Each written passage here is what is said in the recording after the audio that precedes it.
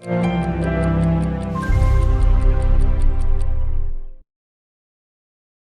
architect of the largest U.S. college admissions fraud scheme ever uncovered was sentenced to 3.5 years in prison by a federal court in Boston on Wednesday.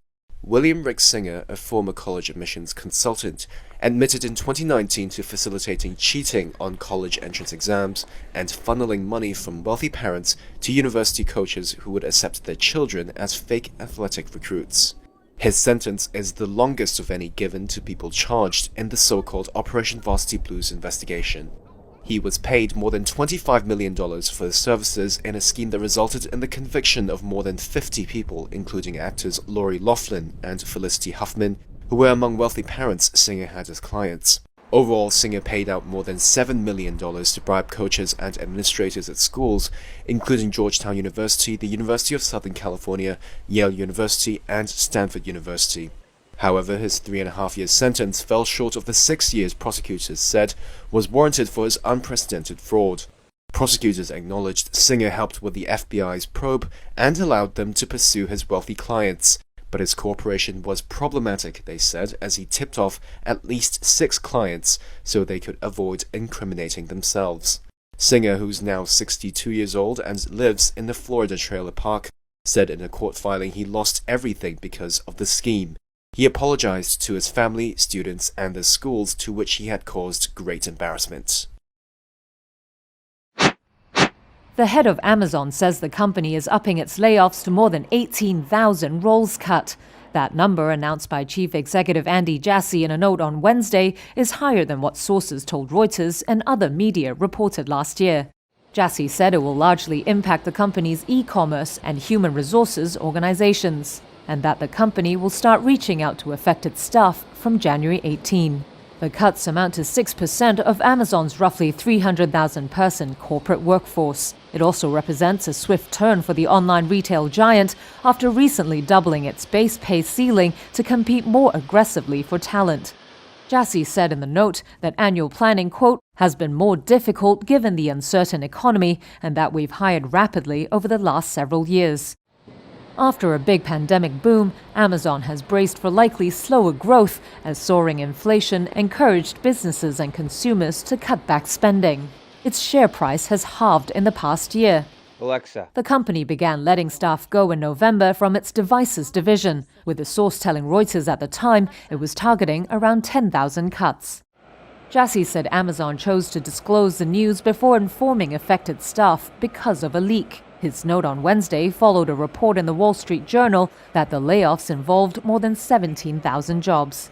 Amazon still must file certain legal notices about mass layoffs and says it plans to pay severance.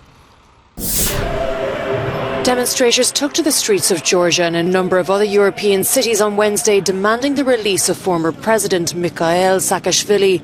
Saakashvili's medical team say his health has deteriorated since he was imprisoned in October 21. He has staged repeated hunger strikes to protest his incarceration. Immediately after his return from Ukraine, Saakashvili was detained and is serving a 6-year sentence at a Georgian prison for the abuse of power. But his supporters believe the court's decision was politically motivated. International and local medics say the 55-year-old is suffering from rapidly progressive dementia. Some of them suggest it could be related to his alleged poisoning by heavy metals while in custody. They are calling for his sentence to be suspended and transferred abroad for medical treatment. However, Georgian officials deny the former president is in a critical condition and say he is trying to hinder the judicial process and mislead society and international partners. He is also on trial on separate charges for violently dispersing an anti-government rally in November 2007 and an illegal border crossing. Now the pressure has increased on the president of Georgia, Salome Zurabishvili. It's been already a few weeks since the demonstrations are being held in front of the president's administration of Georgia. The citizens, current and former diplomats, politicians and Georgian doctors along them, they all urge the president of Georgia to pardon the imprisoned Mikheil Saakashvili. They all say that the health condition of the country's third president is getting worse every day, which may lead to fatal consequences. In what's the latest bombshell to rock the UK's Buckingham Palace, Prince Harry alleges his brother Prince William physically attacked him. That's according to the British newspaper The Guardian, which says it has seen a copy of the Duke's upcoming memoir.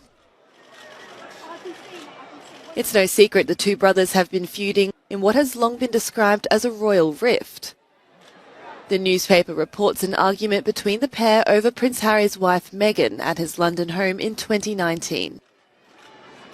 In the book, Harry says William called Meghan difficult, rude, abrasive, and was critical of their marriage. In turn, he told William he was parroting the press narrative. Things escalated, and Prince Harry claims William knocked him to the ground. 2 years ago, Prince Harry and Meghan left the royal family.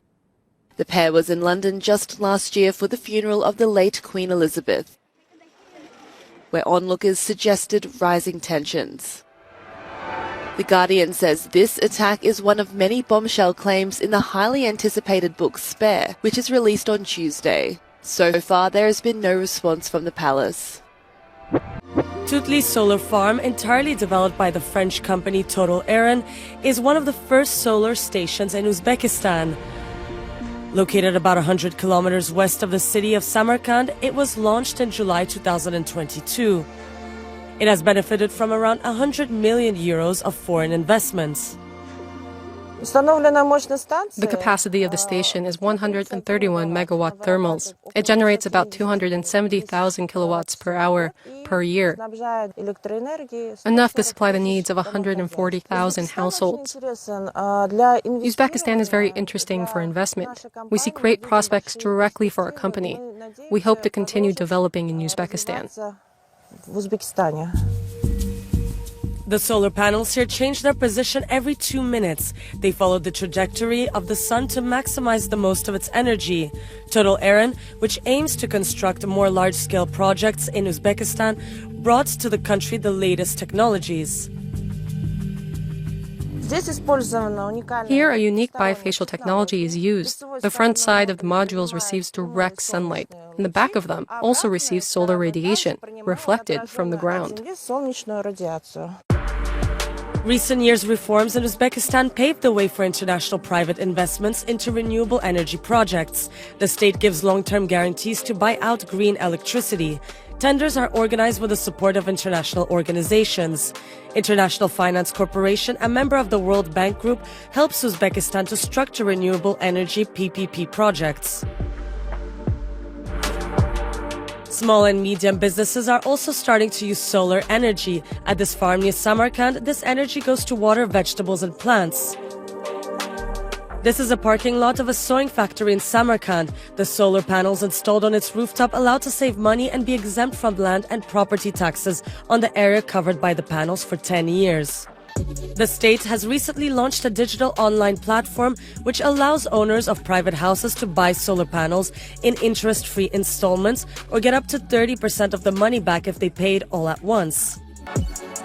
Laziz Hassanov from Tashkent was one of those who has already used this new digital platform. Now in winter, his solar panels produce up to 25 kilowatts per day. In summer, it could be twice more. Solar panels are installed on the roofs of many state buildings in Uzbekistan. Uzbekistan has an average of 330 sunny days a year, and the potential for solar energy is huge. The country aims to use the maximum of the solar energy in the years to come.